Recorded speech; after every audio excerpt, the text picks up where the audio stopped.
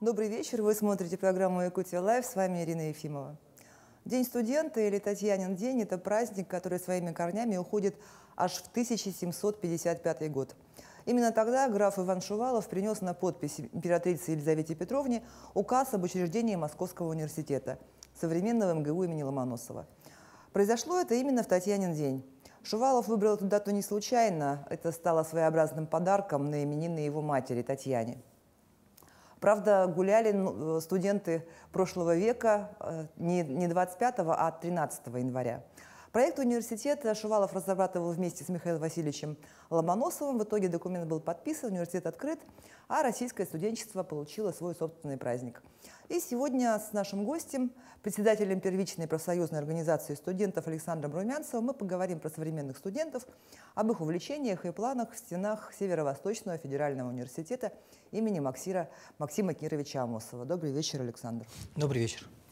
Поздравляю вас с профессиональным, наверное, праздником, да? Да. Давайте расскажем, начнем с того, вообще, чем занимается профсоюз, кто в него входит, кто может вступить и как стать председателем. Как стать председателем? Конечно, хотел бы сперва поздравить всех студентов с прошедшими праздниками. В профсоюз у нас вступают только студенты Северо-Восточного федерального университета, так как у нас юридическая организация входит только в Северо-Восточный федеральный университет, как отдельное юридическое лицо. То есть остальные, АГАТУ, например, там, или АГИКи, у них свои профсоюзы? Да, у них свои собственные профсоюзы, мы, конечно, с ними тоже держим связь. Хотел бы, в двух словах, если сказать, студенты у нас в профсоюз вступают, могут вступить когда угодно, но большинство студентов вступает уже в начале сентября. Это 1, 2, 3 числа сентября. Первого курса прям? Первого курса, да. У нас есть даже и стахановцы, которые вступают уже в августе месяце после абитуры. Они поступают к нам в школу первокурсников. У нас есть такая школа. Мы их размещаем отдельно до заселения в общежитие, в гостиницу, гостиничный комплекс. И там проводим уже дополнительные мероприятия, готовим их становиться старостами. А как вы их выбираете? Вы их прям... Нет, мы кого зовем, активные ребята сами приходят. Всех зовете? Да, у нас участников более 100 первокурсников из 3000, да, и их учим уже, вот, грубо говоря, даже территориально. Вот здесь стоит корпус, вот такой, тут такие общежития, там про руководство университета рассказываем, конечно, рассказываем про лайфхаки студентов, да, что, где, когда. Как стать председателем? Тут, если можно сказать, да, не надо быть чем-то родственником, надо просто работать, приносить пользу и делать свои проекты. В моем примере это я стал председателем ППО с 27 декабря прошлого года, уже 21 года, да, уже как более года. Я сам был активистом в профсоюзе, был старостой группы, потом стал старостой первого курса в своем факультете, потом стал заместителем председателя исторического факультета в профсоюзе, в в факультете, потом стал председателем факультета, потом стал специалистом, потом стал заместителем председателя, потом стал первым заместителем председателя, и 27 декабря профсоюзная конференция избрала меня новым председателем ПВО СУФУ. Прям такая серьезная карьерная лестница, все по-взрослому. Да, 7 лет почти, да, с 2015 года. Все это как-то забурлилось.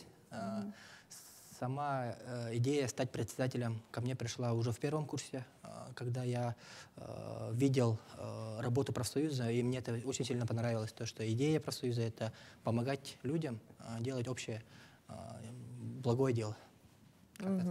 Я напоминаю, что мы работаем в прямом эфире, и задать вопрос моему гостю можно, позвонив в студию по телефону 8 41 12 42 14 39 или отправить текстовое сообщение в Телеграм на номер 8 914 235 0502.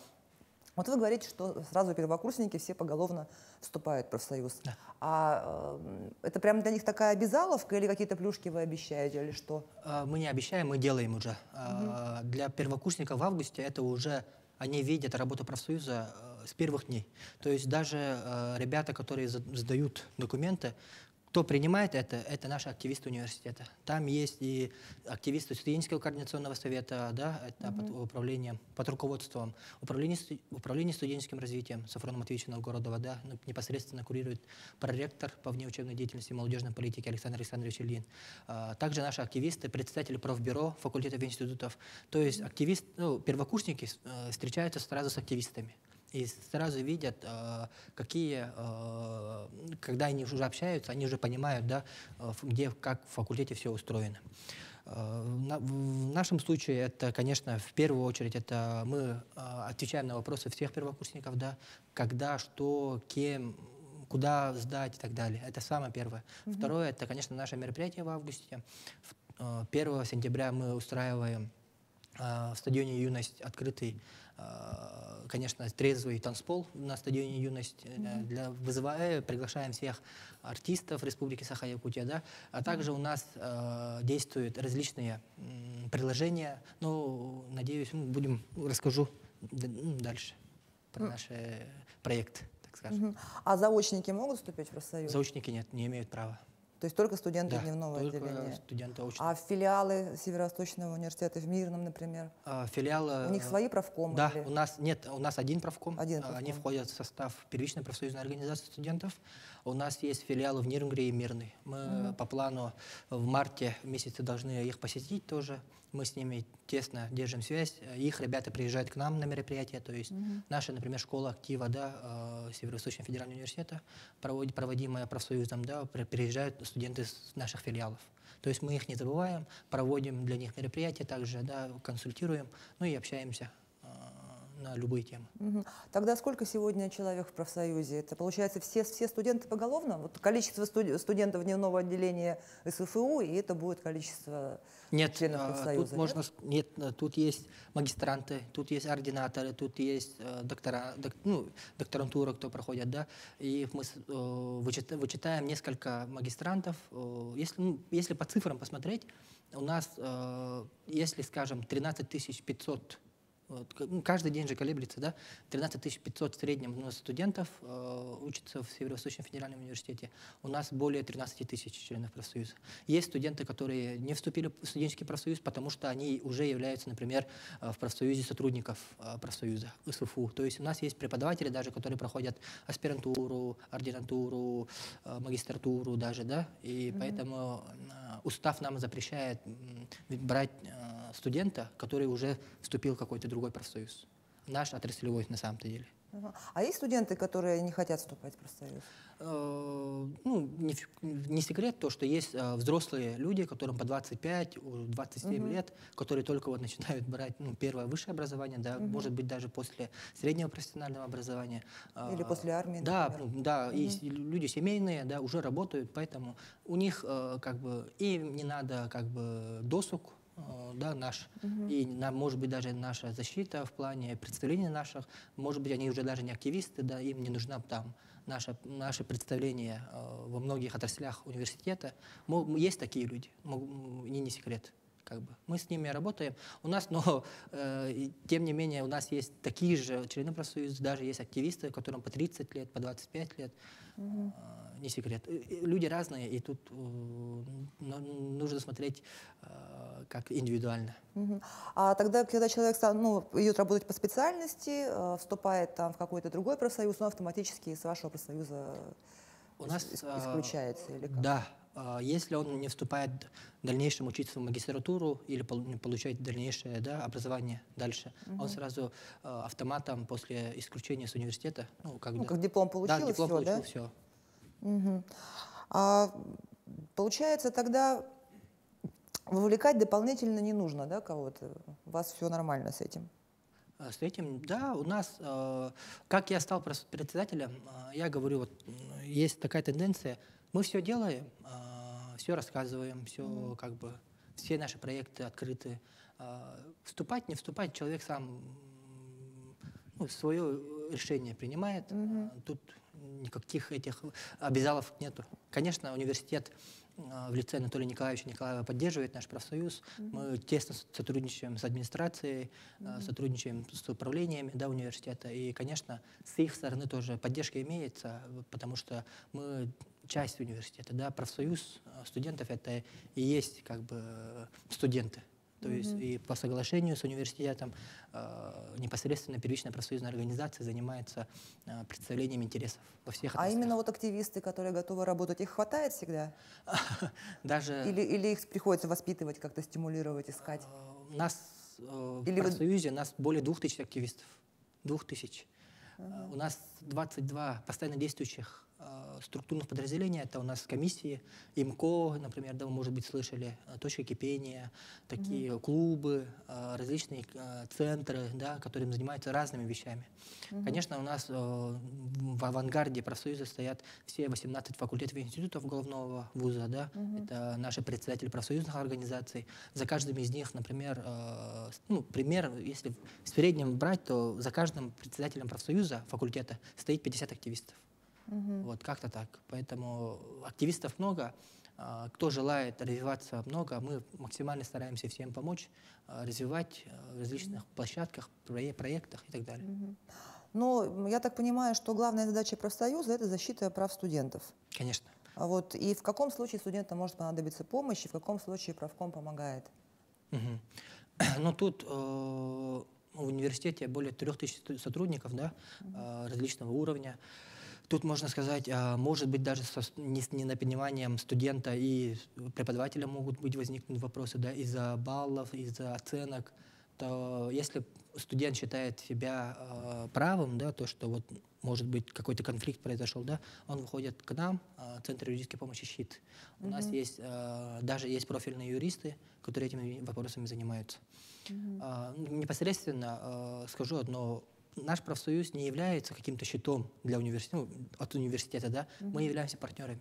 Мы помогаем, стараемся везде находить общий как бы итог, да, как все это произойдет. И заселение в общежитие, и повышенная государственная академическая стипендия, которую получают наши активисты университета. Да. В этом плане мы всегда стараемся находить выходы без никаких там конфликтов и так далее. За год моего председательствования никаких конфликтов в этом плане не было. Мы все вопросы решаем за переговорами, да, за столом, и никаких там громких слов со стороны и администрации, со стороны студентов не было. Мы стараемся быть максимально справедливыми в этом части. Расскажите, как отметили праздник?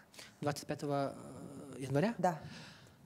У нас, с нашей стороны, да, администрация проводила для студентов Северо-Восточного федерального университета мероприятие «Татьянин день» в КТ «Сергелясские огни», где прошли награждения лучших студентов, да, отличившихся волонтеров, общественников.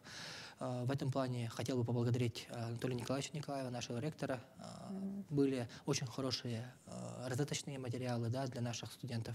И в этом ключе университет максимально справляется. Досуг для студентов, да, и проводим мы, как профсоюзная организация, и, конечно, администрация Северо-Восточного федерального университета. Вот как-то так. Долго готовились к мероприятию? Тут руководством, да, именно Татьяниного дня занимается администрация университета. А вы просто на подхвате, типа, да? Не, мы как участники мероприятия. Мы же как бы студенты. Это руководство для вас делают? Да, именно так. То есть вы просто в центре праздника, да, получается? Хорошо. Ну, расскажите мне о современных студентах. Вот они какие, как их можно охарактеризовать? Да, тут современных студентов, даже могу сказать то, что это мы, да, но даже сейчас я чувствую разницу между первокурсником этого года и первокурсником 2015 года. Да. Я сам первокурсник 2015 года.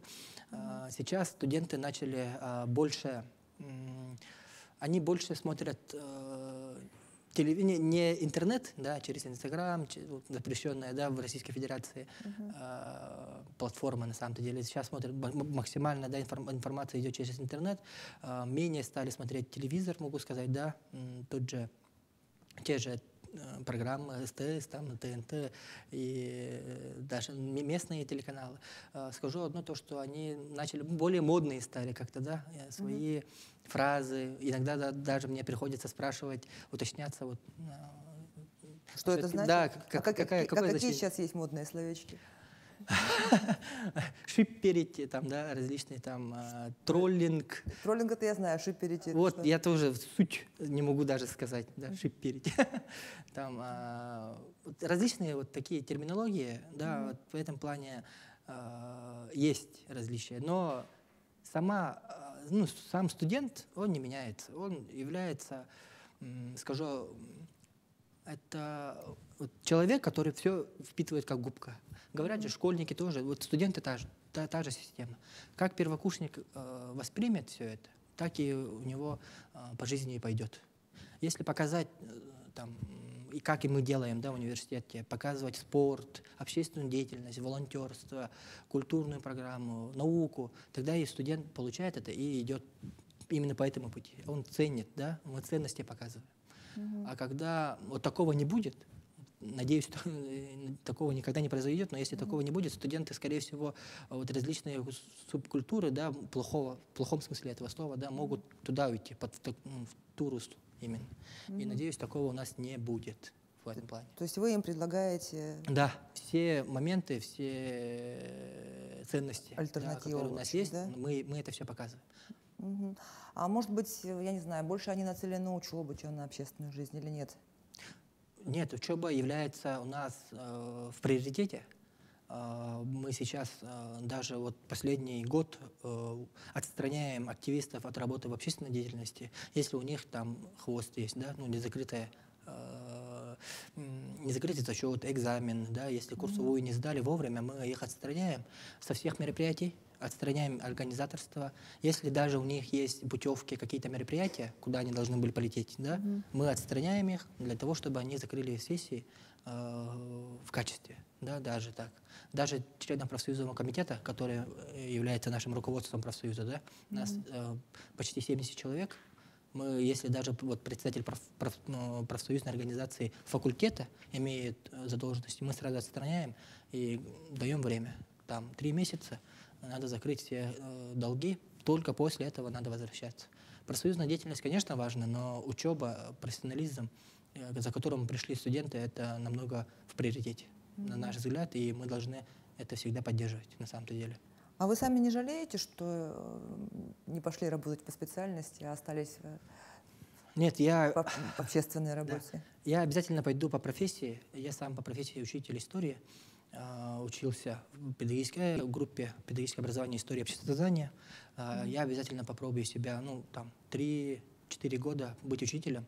Постараюсь максимально, чтобы школьники понимали, да, предмет, воспринимали историю всерьез, как бы, и никогда не поздно пойти по своей профессии. Если бы моя профессия в профсоюзе была бы менее активной, да, то я бы пошел быть учителем. Профессия учителя сейчас очень модна. Все мои одногруппники, да, большинство одногруппников сейчас уже работают учителями, уже 2-3 год. И мне как-то, есть чуточку завидно то, что вот они работают именно по профессии. Конечно, я дальше не пойду там по карьерной лестнице профсоюза. Я максимально постараюсь так, чтобы там после первичной профсоюзной организации студентов хотя бы работать учителем там 3-4 года. Ну вот в годы учебы в ВУЗе бывает, что люди открываются совершенно с неожиданной стороны. Там кто-то начинает петь, танцевать, выступать на сцене, талант писателя в себе находит. Вот как-то вы помогаете студентам специально раскрыться? Может, с преподавателями работаете в этом направлении? Когда я пришел в профсоюз, в университет, скажу одно, в школе я занимался только спортом и учился. Да, как бы. И сам был не самым активным школьником. Мои учителя, директор не дадут мне соврать, я не был активным во время школы. Когда пришел в университет, резко как-то так получилось, то, что надо, старосту надо было бы выбрать. И мои одногруппники предложили меня. Я сам шибко не выдвигался, но мои несколько одногруппников сказали: Саша, давай ты становись старостой, надо будет нас прикроешь и так далее. Как-то выборы стали, и меня выбрали старостой. И вот эта ответственность, которую возложили на меня группа, подтолкнула меня быть активистом. То есть мне надо было общаться с администрацией, со своими куратором, да, преподавателем, и это привело к активной жизни. В этом плане в профсоюзе у нас есть площадки, проекты, которые максимально раскрывают людей, максимально дают ответственность. Ну, какие, например?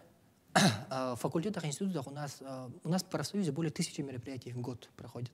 Различные квизы, олимпиады проводим, да.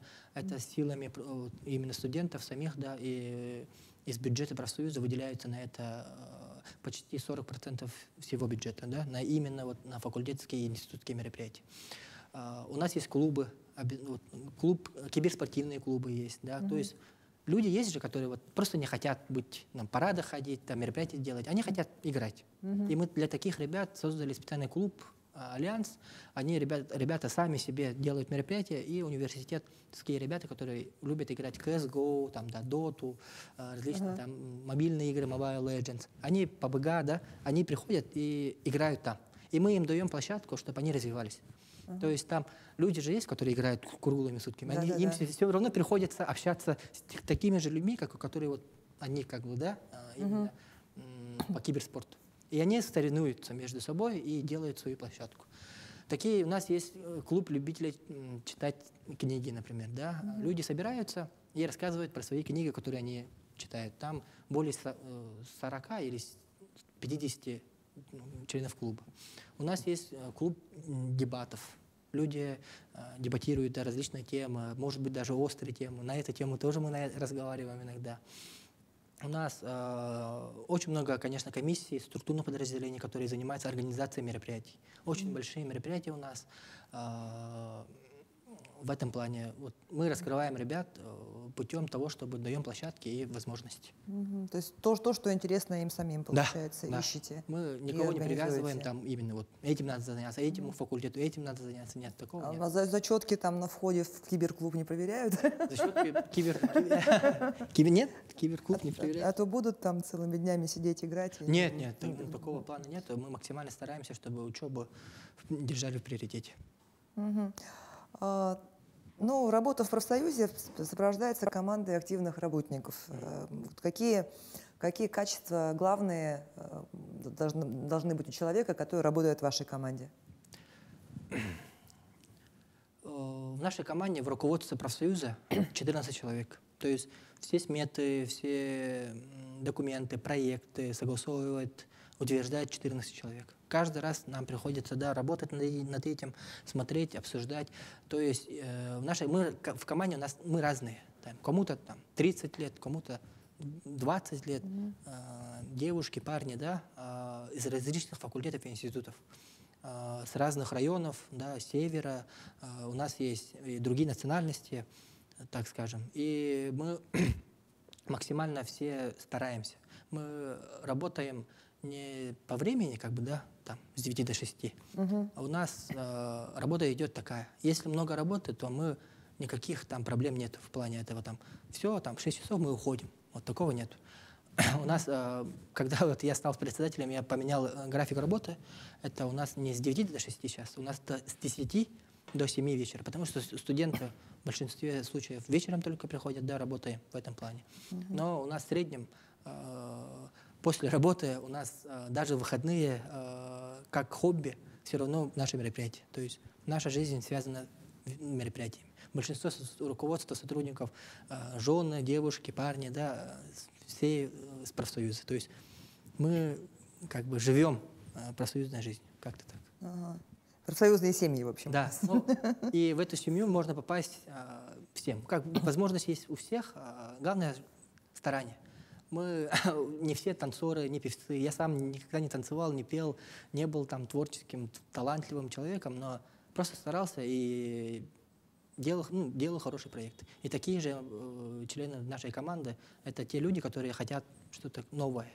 Мы не говорим, так в то время было так, 5 лет назад было так. Нет, мы так не говорим. Мы говорим, как сейчас будет лучше для нынешнего студента и сейчас. Давайте поговорим про социальное партнерство. Это вот когда разные организации сотрудничают друг с другом на безвозмездной основе. Вот у вас в этом направлении что делается? С другими вузами сотрудничаете как-то? Или социальное партнерство? В этом плане как развиваете? Партнерство у нас самое тесное это с Якутским региональным отделением «Молодая гвардия». Может быть, слышали, да? Я непосредственно являюсь руководителем в Якутии, да, «Молодой гвардии». Также у нас сотрудничество, конечно, самое тесное это с администрацией, да, Северо-Восточного федерального университета, с другими общественными организациями, да, там это у нас студенческий координационный совет, также у нас волонтеры, да, в Якутии. Конечно, сотрудничаем с нашими коллегами, с другими профсоюзами, с Бурятией, да, например, Бурятским государственным университетом. Также у нас партнерство есть с предпринимателями, которые безвозмездно с нами помогают нашим ребятам, зато мы, например, рекламируем их, например, да. В таком ключе мы вошли в приложение, это у нас называется СКС профсоюза. У нашего сейчас уже более 5000, да, почти 6000 пользователей. У нас есть собственное приложение, в котором мы добавляем наших партнеров. Это у нас кинотеатр «Лена», например, да, куда в любой день недели наши студенты получают скидку. Да, и такие у нас в кафешках по 15%, да, в столовых там 10%. Тем самым мы даем студентам, членам профсоюза, да, нашим, возможность экономить. Зато мы помогаем им, рекламируя их, как бы столовые, кафешки, кинотеатры, да, проводим различные мероприятия, квизы в их кафешках, столовых. Конечно, тут мы придерживаемся правил, то, что здоровый образ жизни. То есть мы никакие там магазины, там бары, клубы мы не рекламируем и не предлагаем студентам. Мы за здоровый образ жизни, самое главное. А насколько нынешние студенты политизированы? То есть бывают, всегда студенты были такой политической активной частью населения, да? Вот насколько активно члены профсоюза высказывают свою политическую точку зрения? Бывают ли споры какие-то на тему политики? Да. Дебаты вот те же вы говорите. Да. Насколько открыто? Вы правильно говорите, то, что студенты очень активны в этом плане. Если смотреть по истории, у нас все реформы, да, большие, исходят от студентов. У нас более 13 тысяч студентов вообще в целом, да, и 30 тысяч в городе Якутске. 30 тысяч студентов. В этом плане мы общаемся с студентами. У меня вот за 3 месяца прошли встречи более 5000 студентами в этом плане. И мы общались на разные темы. Нужен ли Ленский мост, нужен ли нам вообще такими вот с моментами, да, конечно, мы настроены позитивно, особенно заречные улусы всегда поддерживают, да, но люди понимающие говорят, вот дорого, да, дорогой проект, конечно, дорого, но такие большие проекты, да, вот Арсений Сергеевич в этом плане очень правильно говорит то, что это же как бы дальновидность Арсения Сергеевича, да, то, что вот через 30-40 лет это будет одним из самых таких передовых проектов, которые у нас есть. На эту тему мы разговариваем, да, насчет с партий мы говорим, да, какие партии что сделали буквально.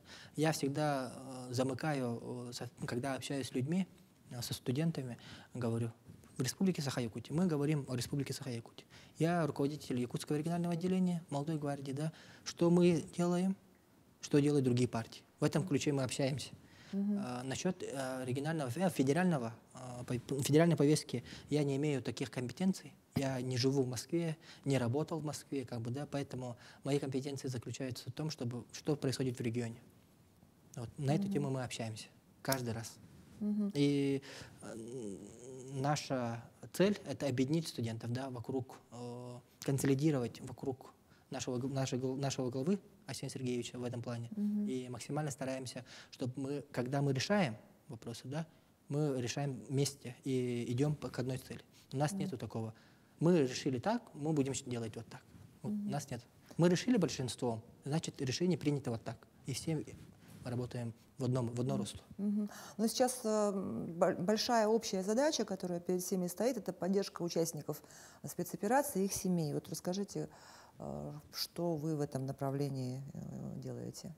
В этом направлении в апреле месяце прошлого года, как началась спецоперация, наша команда волонтеров первичной профсоюзной организации студентов и Молодой гвардии, мы выехали в Мариуполь, В то время там была точка соприкосновения спецопераций, да, помогали жителям Мариуполя эвакуироваться в сторону Ростова-на-Дону, ну, Российской Федерации, да, помогали в больницах, помогали обеспечение продуктов питания, да.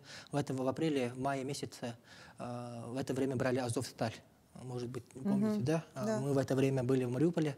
Вы лично были? Да, я лично был с нашими ребятами. Нас в то время тогда только было человек 8. Вот как-то так, с Якутии, да? Под руководством, конечно, Антона Вячеславовича Демидова, это наш федеральный руководитель, председатель Координационного совета Молодой гвардии. Мы занимались там, наша команда там уже с апреля месяца мы не выходим. Каждый раз там волонтеры Якутии все равно выступают. Все в волонтерских базах уже все знают про Уруяйхал, да? И каждый раз мы вечером общаемся на эту тему. Там волонтеры со всей страны. В этом плане. Ну и, конечно, наши активисты сейчас в спецоперациях, кто-то был мобилизован, кто-то был добровольцем. И самым ярким из них у нас является наш руководитель аппарата Молодой гвардии Конан Артемьевич Леонидович, извините, Конан Леонидович Артемьев, у нас руководитель аппарата, он сам с Амгинского района, работал специалистом в администрации МГИ. Он сейчас на данный момент находится в спецоперации, да? Сам вызвался добровольцем, но он полное право имел как бы, да, от спецоперации, потому ну, как бы у него есть 3 ребенка, 12 лет, 5 и 3 года. Вот, но как-то решил то, что надо помочь, и выехал. Сам служил в армии, поэтому принял решение вот так. У нас есть такие активисты, которые сами принимают жесткие решения в жизни, так скажем.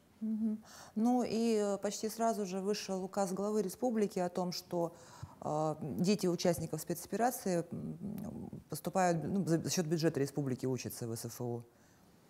Повышенные стипендии получают. У нас есть материальная поддержка. Вы следите за такими? Да, конечно, следим за этим. Студенты непосредственно и администрация, и профсоюз следят за том, чтобы помогать семьям мобилизованным. У нас сейчас федеральный проект «Помощь семьям мобилизованных». Мы адресно, где многодетные семьи выходим, да, где неполная семья, например, да, выходим на связь и помогаем чем максимально продуктовыми, наборами и так далее. У нас скоро информационная работа на эту тему пойдет.